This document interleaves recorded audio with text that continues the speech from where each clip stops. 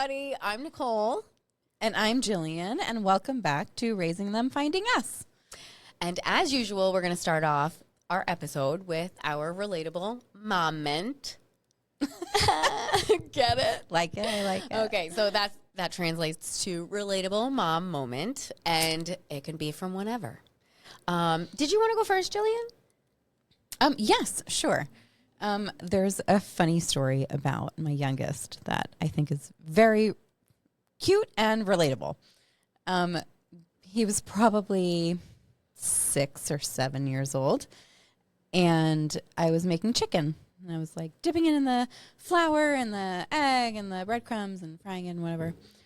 And he put his little hands into the used breadcrumbs and was like sneaking the breadcrumbs that had the raw chicken in it.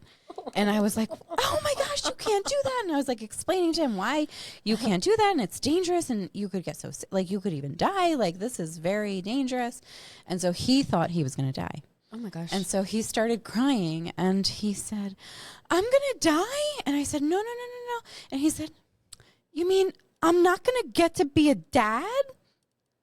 And my heart like felt so many different emotions at the same time. You're never going to be a dad. Hang on. Like, oh my gosh, what an interesting thing for such a young child to say, like to think. Yeah. When faced with certain death. From raw chicken and some breadcrumbs that he ate.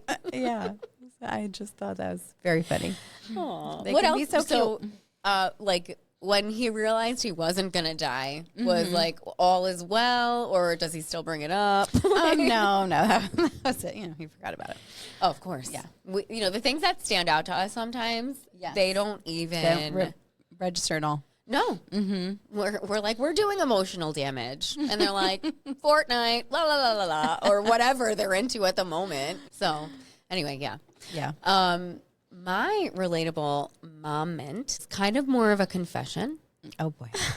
So, like, maybe a little TMI. Spill the tea. Whether you're on team TMI, like, please, that's too much information, or TMM for tell me more. I will give you this confession. So I'm a stay-at-home, homeschooling mom of 4. Shot out of a cannon the second my eyes open, and I flossed my teeth today. I flossed. And I'll tell you, the difference in feeling is astonishing.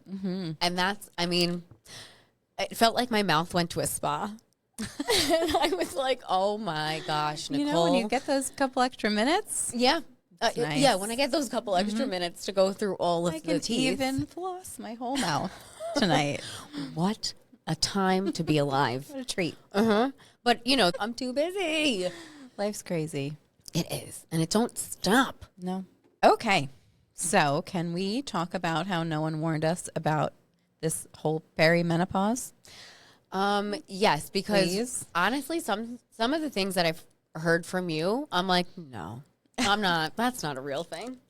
Like, there's no way. Surprise. No one told me about that.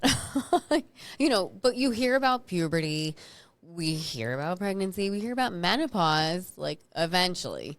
But no one told me about the years that come before menopause. That's it's a whole nother animal. Yeah. I swear, one day I woke up and suddenly every sound in my house felt illegal. Straight to jail. Oh, get out of my Lord. face. Like, why is everyone chewing so loud? Like, or touching me or asking me questions. Good Lord. Yeah. And then I feel immediately guilty because I'm snapping over tiny things. And I'm like, no, I want to be a better mom than this. Or crying over something completely irrational. Yes. Like, I've been crying at commercials even. I mean, Oh I my am not a gosh. crier, but the last, year and a half, I am a crier. Jillian, it's Everything something in the makes me water. cry. I'm like, toughen up, Jillian. Yes. Jesus. Oh, I used to say that, like, this past year and a half, I've cried so much that I've tapped into, like, 2030s reserves with how much I never cried. Like, it would be like a running joke. Is that it? We need to we haven't gotten it out, so it just is like a reservoir. I think so. Like the dam broke. Oh boy. My body's like, no more. Get rid How of long it. does this last? I don't like it. Hopefully not much longer. Because like I No, gotta get it's so stuff much done. longer. Yeah, I gotta get stuff done though. But like the sensory overload is real. Like I talked about how if it's too loud, I can't breathe. Like there's like someone sitting on my chest. Yeah. Yeah, the exhaustion is real. The anxiety, the forgetting words mid-sentence. Like, I would never do that, ever. It hurts my soul. I walk into a room and forget why I'm going in there. I mentioned this in another episode, too. I went to the doctor and said I thought I had early onset Alzheimer or dementia because I'm like, I can't remember words. My recall is bad. And I forget what I'm going into a room for, and he said, you're just in perimenopause. Wow. Tough. I mean, I have forgotten what I've gone to like look up on my phone. Like I've gotten lost and I've had to go back through my phone, like to the last thing that I was doing. And that's the only way that I can remember. I do that too. It's like physically walking back into the room to try and remember. Yes, like 100%. on your phone. Yes. Gross. AI. Oh my gosh. And I think so many moms just assume that they're failing. Like, I can't remember anything. I'm failing. Yeah. No. Like, no, you're also burnt out, sometimes depressed, or, you know, some people will just tell you you're just emotional. Like, Yeah. When hormones may actually be playing a huge role. right. So today we're talking honestly about perimenopause, motherhood that goes with it, rage, exhaustion, body changes, identity shifts, and trying to find yourself again while your hormones are basically setting your nervous system on fire. I imagine, like, you know, in your body, like, you can just, like, it's an office and people are just going up and down steps, like, and then the building's on fire. They're like, we don't know what to do. Do we burn the files? So like all other things we talk about on this podcast, we are not professionals. No. These are just our experiences with what all women go through. Right. And even if just one person feels less alone, I think it's worth discussing. Agreed. Yeah, I genuinely thought menopause just like happened one day. Like, you don't have it, then you have it. But like, nope. No. No. You like have a little bit of it for years and years and then a little more. Just a little taste. For years and then a little more. It's like a slow build up to shit. And then there's a dam. Like, I also have a dam full of how much things I can tolerate, and Agreed. it's going to break. It's going to overflow. Yeah, but nobody talks about the years leading up to menopause, like you just said. Perimenopause can begin in late 30s or 40s. The exact age for pre and perimenopause is, of course, different for each woman. But there are actually factors that can affect what age it starts at. Yeah, I mean, menopause typically, you know, from what I looked up, starts around age 51. Like full menopause. Right, right. And then things like genetics, smoking, chronic stress, Motherhood. autoimmune disorders, certain medical treatments, surgeries involving the ovaries, Right. and even family history can affect when it begins. So premenopause is what me, Nicole, is going through. And perimenopause is where Jill is at. Yes, for sure. And honestly, it feels like, Nicole, you're getting a preview of what's coming, and I'm so sorry. No, you know what? Knowledge is power. Yeah, if it wasn't for you, I would know. I would go to the doctor's office claiming that I'm pregnant, saying you need to give me an ultrasound or I'm not going to believe you. I'm not walking out of this office without one. Like my friend Jill here. So thank you I'll for chain going myself Yeah. to the radiator until you give me a sonogram. Woman stages sit-in for sonogram to prove she's not feel like pregnant. all menopausal women would be on my side.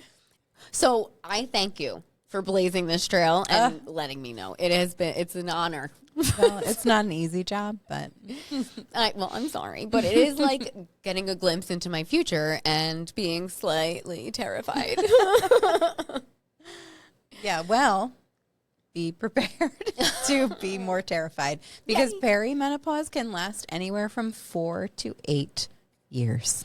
I'm so sorry. It's okay. But I mean, this is crucial information. It is. You know, Yep. just to casually learn as an adult woman. I feel like I should have known. Yeah. I feel like we learn about hormones when we're younger, like when it comes to puberty, but no one told me about the hormones when it came to pregnancy, post-pregnancy, and now perimenopause and menopause. Like, just add it to the roster of stuff I don't know. Yeah, your hormones are going to fluctuate wildly.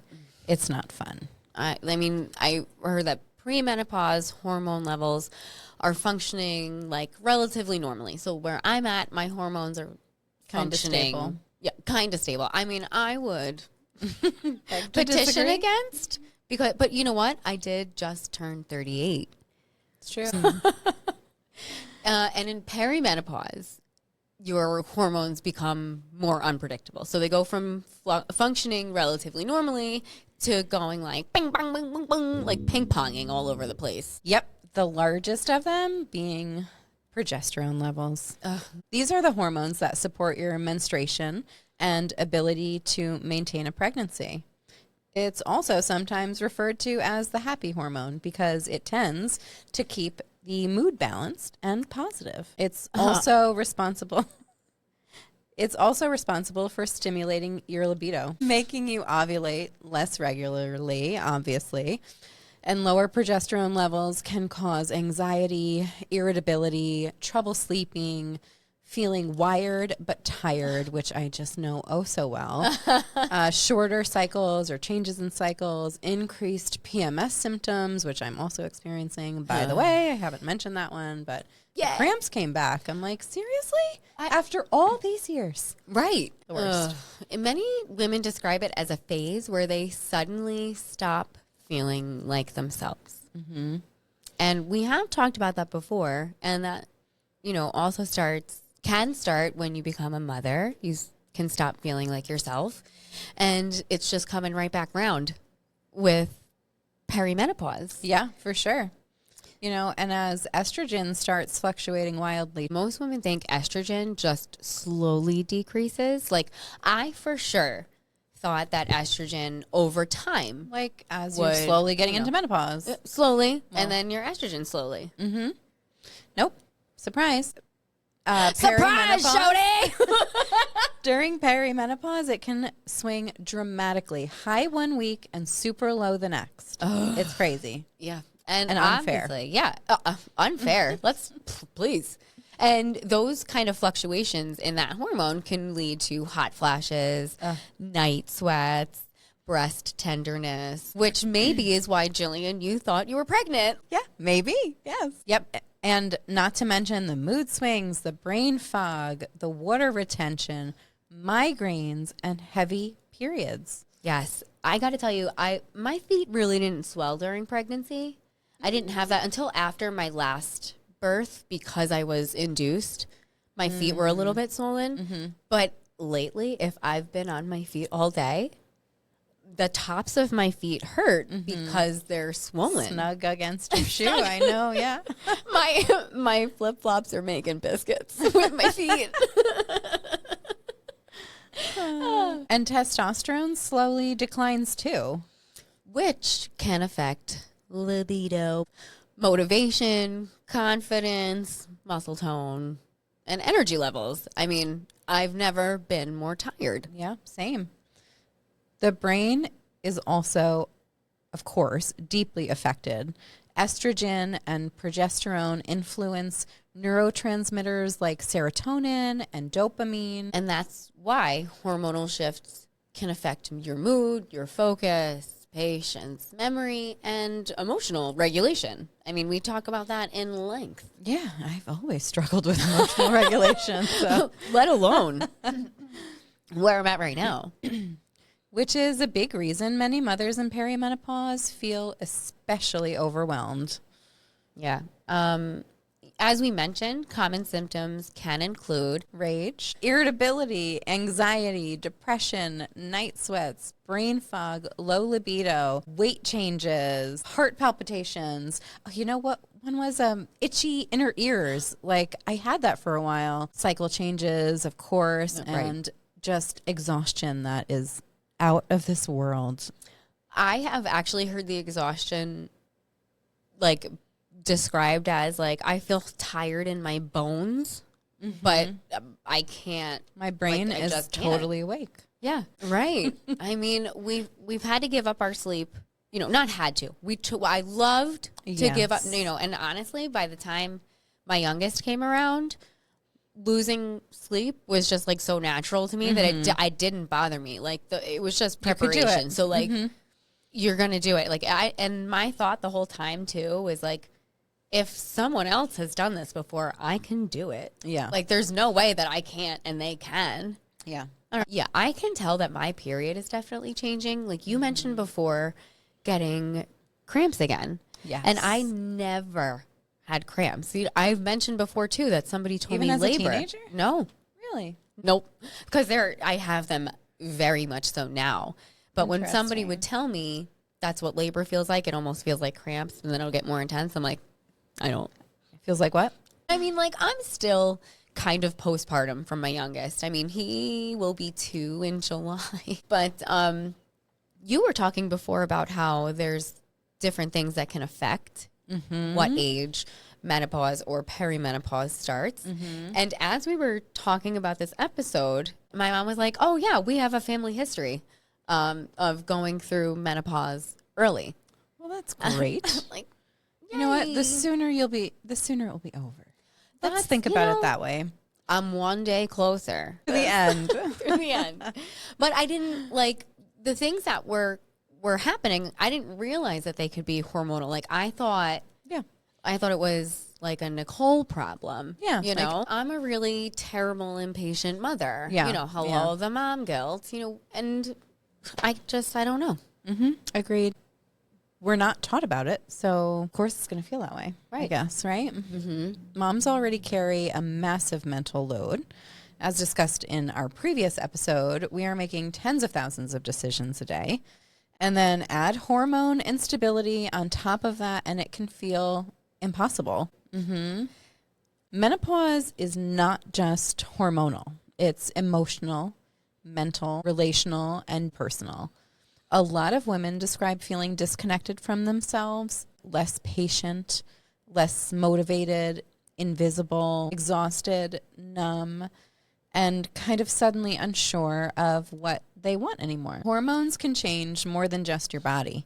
Estrogen impacts your mood, your memory, your sleep, energy, emotional regulation, libido, motivation, and even confidence. So when our hormones are fluctuating during perimenopause and menopause, many women feel like I don't recognize myself anymore because their nervous system and brain chemistry are like literally shifting. And I almost feel like it has something to do with like us realizing we've been in survival mode for so long. Because menopause will happen at the exact same time that women are also raising kids or teens or caring for aging parents, managing careers, dealing with marriage stress, confronting aging like of ourselves, because our bodies change. And honestly, some things hurt now that never hurt before. And for decades, many women have just poured themselves into everyone else. It comes what along we with the do. job. Yeah. It comes along with a job. And to a degree, I love it. But it can also make you realize, especially when perimenopause hits, that this is like, we can't keep operating this way anymore. Like your brain and your body are just, no. And it can almost force you to notice how depleted you are because you feel even more depleted suddenly, or how disconnected you've become from yourself, how much of your identity was tied to taking care of everyone else. Yeah. And that also has to do with your kids getting older. And like my very youngest is starting to do like not everything. Obviously, he's not even 2, but he's starting to not need the same care he did, a few months ago. And it's just like, it's the very beginning stages of your baby doesn't need you anymore. I mean, I'm sure you went through it with your youngest. So sad. A lot of women say menopause feels like grieving an old version of yourself. and questioning your purpose and reevaluating relationships, wanting different things, becoming less tolerant of things that drain you. And honestly, that can be terrifying, but also freeing. I feel like, is it a midlife crisis? Is that what we're referring to? Sounds kind of like it. I remember when you and I were talking about this episode, we were talking about like, this is the midlife crisis that women get. Men get sports cars. Yep. Or a motorcycle. Like, I want to jump off the deep end. I want to splurge. What would you buy?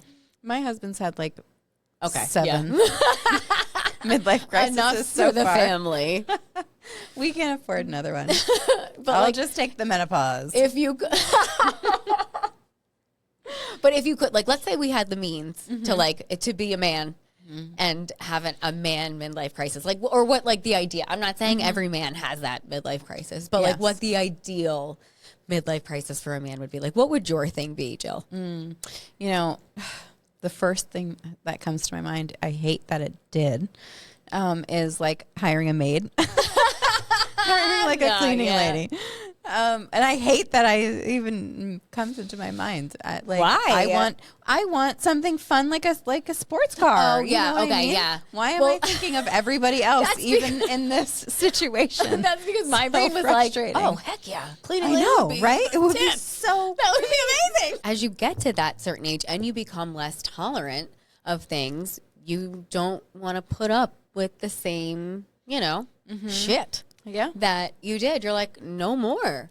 I feel like I've had enough. Yeah, I feel like a lot of women have that at this point because you're like, no, just no more. So like you might change careers or leave an unhealthy relationship, choose to start therapy or set boundaries for the first time. Highly recommend. Yes. To myself. Yeah, 100%. Or you can rediscover hobbies. And I don't know about you, but I am a self-proclaimed people pleaser. Yeah, I'm self-proclaimed and like others proclaim it. 'Cause Yes. it's obvious. Yes. They're like, what? Stop. They're like, stop apologizing. I called you. So for the people pleasers out there, sometimes you're like, I want to prioritize myself because I'm breaking down. Like we talked about before, your brain and your nervous system are just like, no more. And can we please talk about the rage? I know. Perimenopause rage is so freaking real, and nobody warned me, and nobody warns women about it. I swear I feel so validated doing this research for this podcast. But yeah, like the things like snapping faster, feeling touched out constantly, and like for me, the noise sensitivity, feel like I can't breathe. Yep. Wanting everybody to stop talking. And then you feel guilty after reacting like a psychopath. Yep. Because I did. Guilty. Yep. I mean, yeah, we've done it. But Yep. you're also dealing with like other things. The exhaustion, please. That is also just on another level. Right. I have never felt so tired in my life. Yeah. And And this last year and a half. Perimenopause exhaustion is more than just being tired. And like I said before, like a lot of people describe it as like a full body depletion that sleep alone like isn't going to fix. Yeah. But like not that you could sleep anyway. Right. But it wouldn't fix it. No, it would not. And then from the outside, it often gets mistaken for just burnout or stress or depression or, just part of aging. Right. Yep. So as ovulation becomes more inconsistent, sleep becomes lighter, anxiety increases, and the nervous system becomes more activated. Many women say they wake up at 3 a.m. wide awake. This is another thing that I was like, oh, how do they know me? Yeah. Like, this is unreal. Does somebody have a camera in my house? I swear to God. It's like an alarm clock goes off. There were a couple weeks where it was 5 a.m., but for the most part, it's 3 a.m. Now, can you go back to sleep? No. Oh, what do you do? Of course, I lay in bed. What do I do? And pray to the sleep gods to just take me away. Perimenopause often becomes the phase where the body stops cooperating with chronic overfunctioning. So something I want to talk about, the things that we heard our mom say about menopause, or like the things that you remember when like your grandmother whispered in your ear, like, it's your mom's just having a hard time right now. Like another thing that I remember too is my mom would talk about the hot flashes, but I remember it being a hilarious thing. Like, I remember her laughing about it. And, you know, when you hear somebody giggling about her hot flash, it doesn't sound that Doesn't seem that bad, right? No, but I'm going to tell you right now, I've had hot flash. It is. It's not funny at all. We would laugh at my mom too. That's really all I remember about menopause too, is the hot my flashes. gosh. Yep. Meanwhile, nobody mentioned the anxiety, rage, brain fog, overstimulation, and identity loss and exhaustion. Or how deeply hormonal shifts affect women emotionally and neurologically. Yep. Looking back now, I think many of our mothers were silently struggling. Yeah, and just surviving because women were expected to quietly carry everything. And even my mom, when I told her we were doing an episode about this, she's like, it's just something you go through. Like, just put on your big girl panties and do it. I was like, okay, but thanks, I Mommy. just want to know what's in Yeah, store. like, can you just tell Maybe me about I can it? prepare. Many women start finding themselves after early motherhood, and then perimenopause just changes everything again. Right. It's like, oh, are you feeling semi-stable? I'm going to come and flip the tables. Or rip the rug right out from under you. Yeah. But also, can we talk about the body changes that come with it? They're intense. They are. And, you know, if we could, let's just have our pour one out moment for your old body. Pour one out moment for the body. Yes. Things that, I mean, I know I notice, and I know a lot of other women notice it. Yeah, especially around the midsection. Yeah, your muscle mass decreases more easily. So whatever like you did have, it's just going away faster. Yeah. And recovery takes so much longer, and workouts feel so much harder. Yeah. So thanks for hanging with us. And until next time, keep raising them and don't forget to find yourself.